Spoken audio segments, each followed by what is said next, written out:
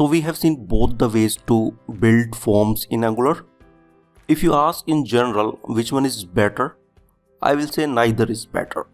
You should be aware that these two are different architectural paradigms with their own strengths and weaknesses.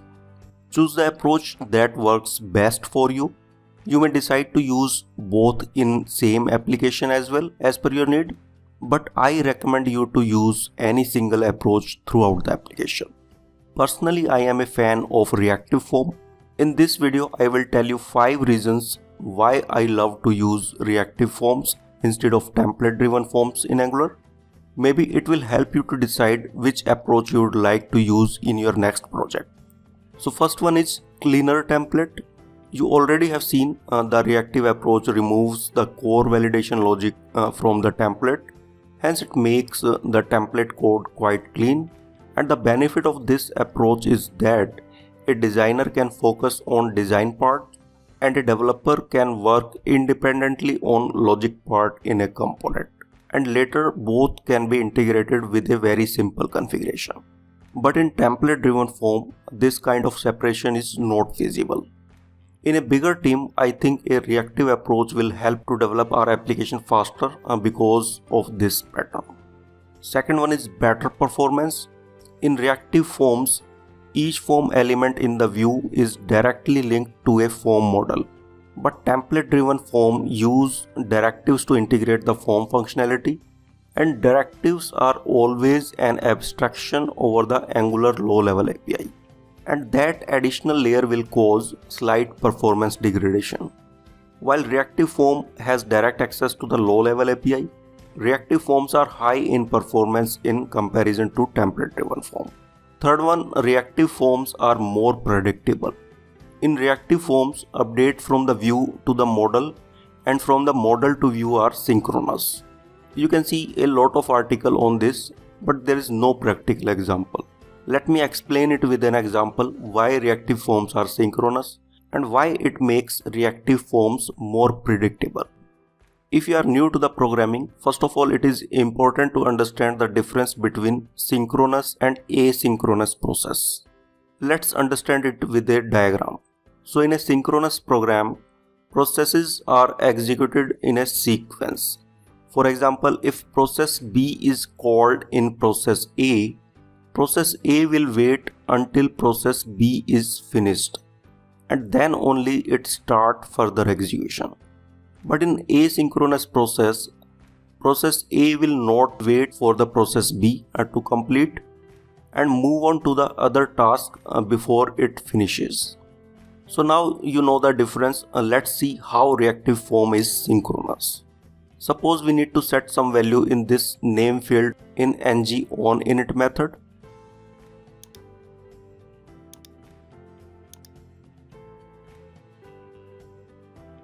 And as registration form and its control has already been initiated in this method, we can access the username control like this, registration form dot control, and pass the name of control here in array. And using set value function, we can set any value for this control. Let's set it to default value and test it. Perfect, we are getting what we were expecting. Let's try the same with template driven form. We will set a default value for this field. Let's copy this line from our reactive form and paste it here in template driven form. Here the form name is add property form. Let's change it. And the name of this control is name only. Let's replace it with name here and run the application. But there is no default value displayed as we were expecting. And if we open console, see, we are getting error saying cannot read property control of undefined. That means up to this point of time, form control tree is not initiated. And that is why we are getting this undefined error. And that is happening because there are two processes. One is directive, which is responsible to instantiate the control tree. And another one is this lifecycle event ng on init is running in parallel. So these ng on init and directives are executed as an asynchronous process. That is why this statement did not wait until directive process was finished. Let's try to add some weight here by putting this statement in the set timeout function. Set timeout function is actually waiting for a number of milliseconds before executing a code. If now we will run our application, see, it works perfectly without any error.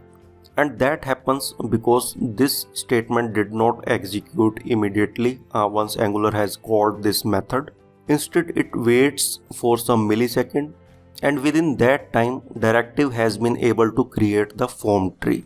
And this control has already been instantiated when it was executed this time. But this setTime method will not always work as expected, so it is not much predictable. At present, we have very few controls on this form, so directive took just few milliseconds to generate the controls. But if there were a lot of controls on our template driven form, it may take longer to generate all the controls.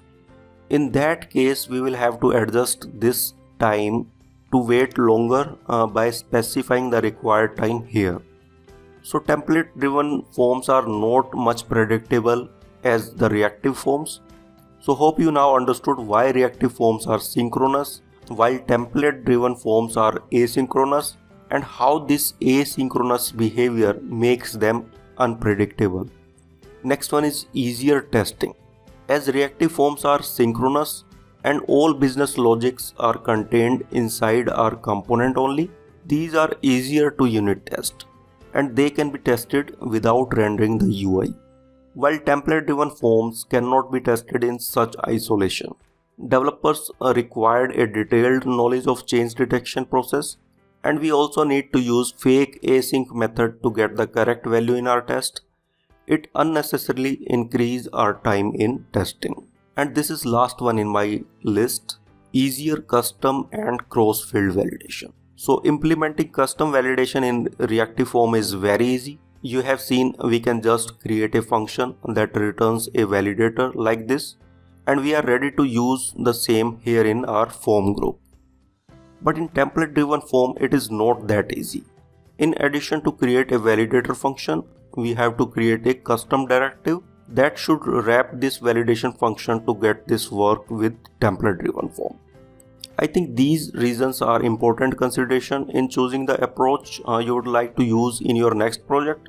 So it may look easier to implement template driven form at first sight, but you will have to pay a lot in large scale application in later stages. So that is all about forms. We have covered most of the scenarios those are needed in our project.